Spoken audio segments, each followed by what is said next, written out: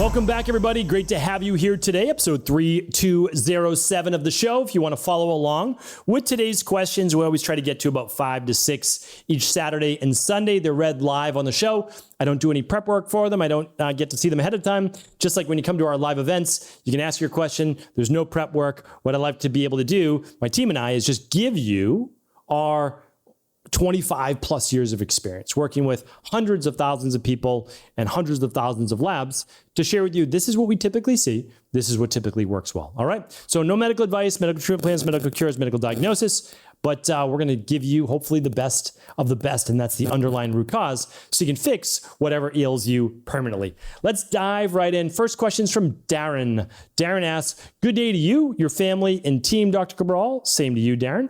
I listened to Dr. Rhonda Patrick saying bananas, beets, Swiss chard, collard greens have an enzyme in them called polyphenol oxidase, which degrades polyphenols in blueberries and other high polyphenol containing foods. She says it's best not to add them to smoothies with blueberries, etc. Is this accurate, or is the drawback not that bad? Okay, great question. So I've actually been looking into this for a while. Remember, when I come out with the show, I don't ever like to walk things back. People wrote books about the keto diet, the carnivore diet, all these things, and now they're telling people to add back in fruit, add back in certain carbs. It's okay to eat honey. I'll never be that guy. I don't fall for fads. I look at the research, I take it very seriously, and I never make a recommendation that I have to walk back. And so what I'm sharing with you right now is potentially good science that shows when you mix banana, typically banana with a smoothie, it may decrease the antioxidants of that. Now, does it hurt the smoothie? No. But it decreases a certain type of antioxidants, not all antioxidants. I'll be going over that. I'm going to do a full show in this. So here's the thing. This is one on the show I'm going to share with you that I don't know about this research. It seems to be legitimate. It does. It seems to be legitimate. Are people hurting themselves by adding a banana? No. Could they be getting more benefits if they didn't? Very possibly. Right? And so this is one that I'm going to share on a podcast, but I also want to say I'm reserving the right in the future for this one study that if this changes for something that we don't really know about yet, that it's not as bad as we think. And again, when I say bad, I want to use that like loosely, like people are not getting sick from adding banana to their smoothie.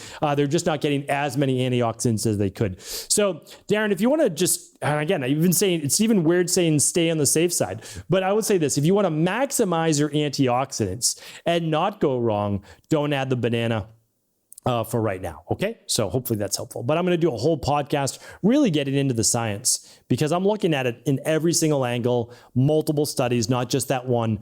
And I'll give you the full synopsis. All right. So stay tuned for a future podcast. Jen's up next. Hi, Dr. Brawl. Ever since I was pregnant with my second baby, I get this metal taste in my mouth. It happened during the first trimester, was happening as much during the second, but came back in the third. From what I've researched, it's based on hormonal changes. But 7 months postpartum, I'm still experiencing the metal taste every day, typically at night. I thought this goes away after giving birth. I'm so curious as to why this continues to happen and what I can do about it. Thank you so much. Okay. Yes, this is a question I get a lot about a metal taste in people's mouth. Now I have a burning taste in my mouth, which is a little bit different. The burning mouth syndrome, I did a whole podcast on 3197. There's some carryover. So Jen, please check out stephencabral.com/3197. Now I'm going to do another whole show on metallic taste in your mouth because there's enough people right now that have written in over the years for me to say, okay, let's do a whole show on this. So I'm going to give you all the reasons on the show, but let me give you a couple during pregnancy that I see the most. The first one is hormonal changes. Okay. No doubt about it. And 7 months later, if you're still nursing, your hormones may not have, let's just say completely bounced back's not the right term, but you know what I mean. Come back to where they were pre-pregnancy. Okay, so that's one. And I'll go in depth on the new show about that, these are just going to be a couple weeks away because I like to keep all these shows really fresh. So whatever's pertinent, I want to go over. All right. The second one is that when you're pregnant, you can become iron, copper, zinc, or B12 deficient. So Jen, check that out. run a starter kit, or it's called the vitamin tox test at stephencabral.com/shop. Simple urine and hair-based test. If you're low in those, it could be because during pregnancy, your body uses more of zinc, copper, iron, and B12. All right, so really important to look at that. A third one, again, there's a bunch of reasons why, but I'm only giving you like the pregnancy specific ones. And then the next one, which is really common during pregnancy, is acid reflux that manifests as either a little bit of burning, but oftentimes a metallic taste. Okay, so it could be that you have a little bit of a hiatal hernia that was caused by pregnancy. That's not uncommon. That's now causing this metallic taste. All right. So hopefully that was helpful. Thank you for writing in. And again, all those scenarios can be fixed. That's the great thing about it. Vanessa's up next. Vanessa says, I've had a recurring yeast infection for a year. I've taken a gut test where I collected stool for 3 days, then did the microbiome lab's gut support package for 6 months and cut out most sugar only in coffee, and then went keto carnivore. Last antibiotic taken 3 years ago after surgery. It went well for about 4 months. Now it's back in my vagina and I get it on 2 fingers. I have a lot of stress due to a divorce and a job as a nurse. Please help with the protocol to rid this yeast once and for all from my body. Thank you for your time. Okay. So obviously that's not the Equalife protocol. That's not the one that we've developed. That's not what we do. It's not saying that that's bad and not saying that can't be helpful for some people, but we don't recommend that. And that's just the bottom line, because we want to rebuild the gut microbiome, not just shrink it with like a keto carnivore diet. All right. So here's the thing. I'm going to just help you with this. So if you don't want to run another lab, which would be the Candida metabolic and vitamins test, that's a urine test to look for yeast overgrowth. It would be great for you to do. But if you don't want to run that one, I totally get it. I understand. We do what is called the CBO protocol with citricidal drops. If you need more follow-up on that, just write into cabralsupportgroup.com. We'll help you inside that Facebook group. We'll get you the links. We'll get you whatever you need. But it's just at stephencabral.com/shop. That's everything that we use in our practice. And remember, we work with lots of people, hundreds of thousands of people a year. So you're in good hands, that's for sure. All right. So that's what we use. And then we teach you how to go through the different phases. It's 12 weeks. We teach you how to rebuild the gut microbiome. And then there's lots of shows on a vaginal yeast infection. I go over boric acid suppository. I go over a probiotic vaginal suppository. So all of those are at stephencabral.com/podcast. Again, we can help find those for you at cabralsupportgroup.com. And then I would, personally, I would also obviously look at the stress and the potential eczema or something else, or if maybe it's just yeast. So if you haven't read the Rain Barrel Effect, please read the Rain Barrel Effect. It's free. Go to stephencabral.com/free book. You just pay for shipping. I pay to print the book. So please check that out. And as a nurse, if you want to go deeper on your health for you and maybe start your own health coaching practice, check out Integrative healthpractitioner.org. I know there's a lot of recommendations there. Choose what works best for you. What's the best fit? Rewind it, play it back, and hopefully that was helpful. All right, Carol's up next. Hi, Dr. Cabral. I have something called Hoffa's syndrome in my knee.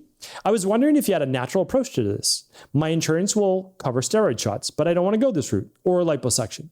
Thanks for any advice. I appreciate all that you do. Okay, so for people out there who don't know what Hoffa's syndrome is, it sounds crazy, but it's not crazy, right? Just like conventional medicine likes to make things sound just out of control and crazy. Hoffa's syndrome is basically there's a fat pad and everybody has it in the back of their knee, and it can get inflamed. And it gets inflamed through an injury, hyperextending your knee, poor biomechanics. So like people get tight hamstrings and weak glutes, and their femur starts to internally rotate. We saw this all the time when I was in fitness and health and all that good stuff. And their feet starts to splay out a little bit. Really common. Overuse exercise, sometimes in runners or rowers or people that are constantly doing hundreds and thousands of repetitions with their knees. Sometimes it's from being overweight for some individuals because there's a lot of pressure on that knee joint, and they sometimes lock it out when they stand. So there's many different reasons why. But doing a steroid shot to decrease inflammation will work, right? but it doesn't get to the underlying root cause and will eventually come back, right? So then what do you have to do? Another steroid shot, right? And these things are detrimental overall to the body over time.